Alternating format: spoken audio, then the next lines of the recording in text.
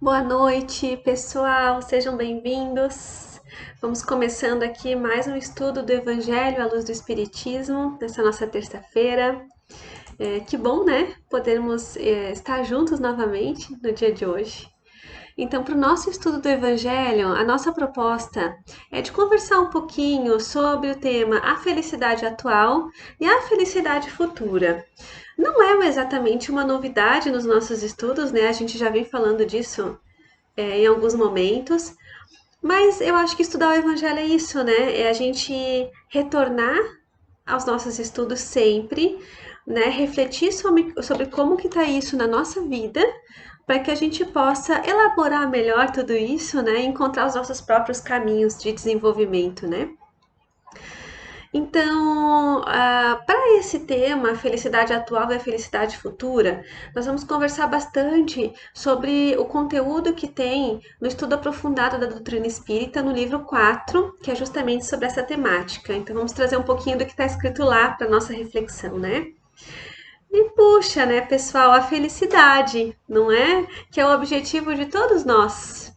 A gente busca, busca, busca, corre atrás da nossa felicidade aqui, né? Não é? Para você, o que é felicidade? Se a gente perguntar para as pessoas, para a gente conversasse sobre isso, né? Se cada um pudesse expor a sua opinião, a gente ia ver definições e buscas bem diferentes umas das outras, né? Então, para uns a felicidade é ter relacionamentos bacanas, relacionamentos com quem compartilhar a vida, né? Para outros, ser feliz é ser pai ou ser mãe. Para outros são questões mais materiais, né? A minha felicidade é comprar um carro, comprar minha casa, né? Quando eu for rico, né? Essa é uma felicidade, né? Então, para muitos de nós, a felicidade é uma meta sempre futura, né? Quando acontecer isso, quando eu for rico, quando eu tiver não sei o quê, né? Sempre quando e quando, e se acontecer isso, né? Então, uma felicidade às vezes um pouco condicionada a algumas coisas, né? E para outros já buscam a felicidade como um caminho, né? A felicidade que é possível que a gente tenha no nosso dia a dia, nas pequenas coisas no caminho, e não uma felicidade plena e contínua, né? Que é uma meta a ser alcançada lá no futuro mesmo, né? Então, sob a ótica da doutrina espírita, do espiritismo, a luz do espiritismo, que é o nosso objetivo aqui, né? A gente pode encontrar no Livro dos Espíritos, na questão 922, uma resposta que é um pouco de guia para esse nosso questionamento, né? Então, a pergunta é a seguinte: há alguma soma de felicidade comum a todos os homens? E a resposta da espiritualidade é a seguinte: com relação à vida material, é a posse do necessário. Com relação à vida moral, a consciência tranquila e a fé no futuro. Olha que bacana essa resposta, a gente pode pensar muito nela, né? Então, com relação à vida material, é a posse do necessário. O que quer dizer isso, né? É a gente ter o que a gente precisa para viver, né? Então, que a gente não viva na ilusão de querer sempre mais coisas materiais, né? Um carro do ano, ser rico, coisas da moda, roupas da moda, né? O melhor de tudo que a gente vê. As coisas, nós vivemos numa sociedade muito consumista, né? Então, às vezes a gente quer igual ao que a gente vê no Instagram, né? No Facebook, nas nossas redes sociais. A gente pode perceber que às vezes a gente só pensa ou comenta com alguém alguma coisa ou faz uma pesquisa e ali por dias vem um bombardeio de empresas, né, patrocinando a tua vontade de consumir, né, de ter alguma coisa, não é? Então, só que essa felicidade do ter, das coisas materiais, elas não nos satisfazem por muito tempo, né? Então, eu vou ser muito feliz quando eu tiver um carro, né? Vai resolver toda a minha situação, eu vou ser muito feliz. E aí chega o dia de ter o carro. E aí é uma euforia naquele dia, mas aos poucos aquilo não vai preencher integral, né? O vazio volta. E a gente vai querer uma outra coisa para substituir. Assim a gente vai vivendo, né? E por que que não preenche? Porque não é nessas questões materiais que reside a nossa verdadeira felicidade. Aquela que de fato vai nos preencher, né? Então não é por aí o caminho. E aí a gente vive nessa ilusão de ter uma coisa, de ter outra, com essa finalidade, que não vai ser atendida, né? E aí vem essa consciência tranquila que coloca o texto, né? Quando a gente olha mais para a questão moral, que é o que é essa consciência tranquila? Da onde que vem essa consciência tranquila, né? Então, é quando a gente consegue trabalhar pela nossa própria evolução, quando a gente consegue olhar para as pessoas que caminham ao nosso lado, quando a gente consegue estar focado no autoconhecimento, na nossa evolução, especialmente na busca de valores mais espirituais, né? E aí a nossa consciência fica mais tranquila de saber que nós estamos no caminho, né, mais certo, de ter uma felicidade um pouco maior, no caso, né? Fé no futuro, mas que futuro que a gente está falando, né? Então, onde a gente possa vivenciar a felicidade plena, que vai ser lá no futuro. O estado de felicidade que a gente tem aqui na Terra, considerando os nossos desafios terrenos, as nossas provas existentes aqui na Terra, é sempre uma felicidade ainda relativa, né? Então, a felicidade completa, a felicidade duradoura, você ser feliz independente de tudo que aconteça, a felicidade está realmente morando em você, é ainda um ideal a ser alcançado, né? E ela parte justamente dessa transformação aqui. E aí dizem, né, que aqui a gente pode. A nossa vida aqui é uma vida de desafios, de provas, de expiações, mas que a gente possa amenizar o que a gente tem aqui, né? E ser tão feliz quanto possível na Terra. Existe uma felicidade que pode ser atingida aqui, que pode ser alcançada aqui. Ela não é a felicidade plena, né? Mas ela é uma felicidade que também nos ajuda, né? Então, ali no estudo aprofundado, tem uma questão que é a seguinte, é uma reflexão sobre em que consiste a felicidade da Terra. E vem bem de acordo com o que a gente estava conversando agora, né? Então, se a gente concentrar as nossas ações na posse de bens materiais, a gente vai acabar nos descuidando das questões dos valores espirituais, né?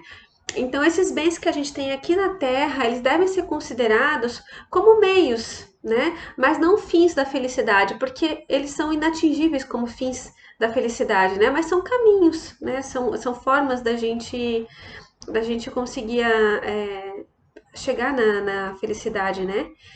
E por isso que os bons espíritos sempre nos ensinam que a gente deve aprender a diferenciar o que é supérfluo à nossa existência e o que é realmente necessário. O que que eu preciso para ser feliz aqui? O que que é supérfluo nessa minha busca, né? Então, é uma reflexão importante porque ela é bem desafiadora nesse consumismo meio desenfreado que a gente vive hoje em dia, né, na nossa sociedade moderna. Uma outra reflexão que o texto nos traz é que os bens materiais não acompanharão o espírito no mundo espiritual após o desencarne, né? Então, nem mesmo o nosso corpo será levado, não é? Então, a gente deixa aquela velha reflexão que a gente deixa tudo aqui, né? A gente não leva nada daqui. Então, também não significa que a gente deva negligenciar o nosso corpo, os cuidados com o nosso corpo, os cuidados, né, ao nosso redor hoje. Então, valorizar sim, cuidar muito bem, né, do nosso corpo, como a gente falava agora há pouco, como um meio, como um instrumento, né? Não como a felicidade em si, mas como um instrumento, um meio para se chegar à felicidade, né? E aí traz aquela máxima de Jesus, né? Uma orientação: não ajunteis para vós tesouros na terra, que aqui na terra a traça e o caruncho os corroem. E os ladrões roubam e arrombam, né? Mas ajuntai para vós tesouros no céu, onde nem a traça nem o carucho corroem, e onde os ladrões não arrombam nem roubam. E aí, onde está teu tesouro, aí estará também teu coração, né? E essa passagem diz bastante dessa questão de quanto é perecível os bens materiais e de quanto é perene os tesouros espirituais, né? O quanto são duradouros mais esses tesouros espirituais. E aí, esses bens materiais, eles são meio que transitoriamente concedidos pra gente, né? Para que a gente possa utilizar para o nosso crescimento espiritual mesmo, né? E aí o texto complementa que todas as coisas da matéria desaparecerão um dia, tudo se transforma, né? Tudo vai ou pela ação do homem, ou pela ação do tempo, ou pela ação da natureza, tudo vai se transformando. Então, nós não somos de fato proprietários de nada material aqui, né? Então, e ainda complementa, né, que os nossos, ainda que os processos de segurança nossos aqui sejam eficientes, os bens não resistem aos assaltos da cobiça de alguns indivíduos, ao roubo, à destruição proposital ou acidental, né? Então vão sendo transferidos de pessoas para pessoas. A gente não carrega nada do que tem aqui, né? E aí tem uma passagem também do Evangelho que nos esclarece. Pascal, né, numa mensagem transmitida em 1860, traz essa mensagem que também é bastante atual. Deixa eu ler ela pra gente, né? O homem só possui em plena propriedade aquilo que lhe é dado levar desse mundo. Do que encontra ao chegar e deixa ao partir, goza ele enquanto aqui permanece. Desde, porém, é forçado a abandonar tudo isso, não tem a posse real das suas riquezas, mas simplesmente o usufruto, né? Tudo é emprestado para a gente aqui, né? Então, o que possui ele então? Esse é o questionamento que eu acho que responde também um pouco das nossas perguntas. Nada do que é de uso do corpo, tudo que é de uso da alma. Então, o que que a gente possui de fato, que é nosso, que é a nossa riqueza? A inteligência, conhecimento, as qualidades morais. Isso que é o que a gente traz e leva consigo, que ninguém pode tirar da gente, né? E muitas dessas coisas terá muito mais utilidade no outro mundo, né, no plano espiritual, do que nesse, do que aqui no planeta Terra, né?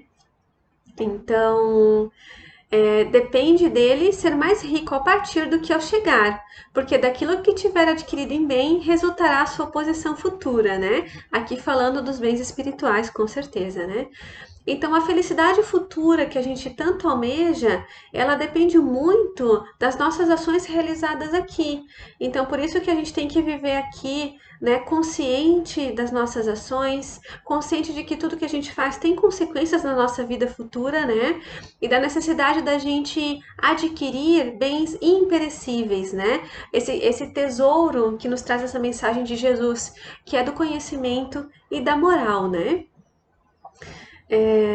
E a chave para a felicidade revela-se, né? Segundo o Espiritismo, a gente já sabe disso, já viu isso bastante vezes, a prática do bem, né? Através da caridade. Então, o convite novamente à caridade, né? E aí, o segundo tópico do estudo aprofundado sobre esse tema é aspectos que garantem a felicidade atual e futura. Então, uma passagem do Evangelho traz alguns pontos que a gente gostaria de destacar.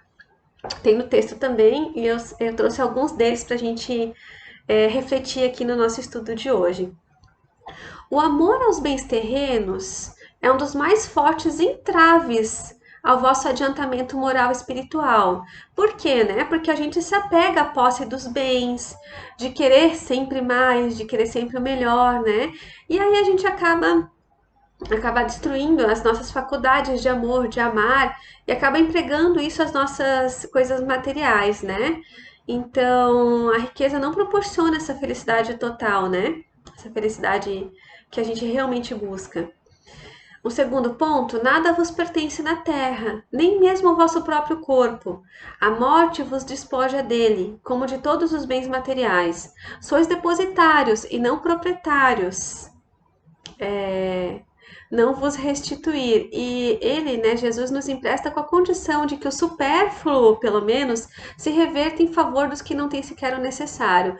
Então, eis o que a felicidade é, né? Aqui, em relação aos bens materiais, a gente deveria ter somente o necessário, né? Então, os bens que Deus vos confiou despertam nos vossos corações ardente e desvairada cobiça. Já pensastes quando vos apegais imoderadamente a uma riqueza perecível e passageira como vós mesmos, que um dia tereis que prestar contas, né, ao Senhor daquilo que vos veio dele, né? Então que aqui e essa é uma reflexão bem importante. Às vezes a gente aqui na Terra, a gente acaba se iludindo, né? Então a gente acaba dando o nome de virtude ao que muitas vezes não passa de egoísmo, né? E às vezes a gente chama que está economizando, né? Que é a previdência, quando na verdade a gente está revestindo isso com outro nome de virtude, mas que no fundo é avareza, é egoísmo, né? Então a generosidade é o que não passa de prodigalidade em proveito vosso, né? Aí ele traz aqui o exemplo de um pai de família, por exemplo, que não pratica caridade, que economiza, amontoa, né, um tesouro para deixar para os filhos, para que eles não caiam na miséria, né? E assim, será que é justo realmente paternal a gente ser esse o único motivo que guia, né? Que não é, né? Realmente tem muito egoísmo revestido de boas ações às vezes, né? Outra reflexão: esbanjar a riqueza não é demonstrar desprendimento dos bens terrenos, é descaso e indiferença, né? Então, uma outra questão bem importante, né, é ponderai sobretudo que há bens infinitamente mais preciosos do que os da terra. E essa ideia vos ajudará a desprender-se desses últimos. Então a gente precisa ter essa reflexão sempre muito viva no nosso dia a dia, né? Do que a gente realmente valoriza? O que é a felicidade para a gente? Vale a gente ter essa felicidade iludida no dia a dia com bens materiais?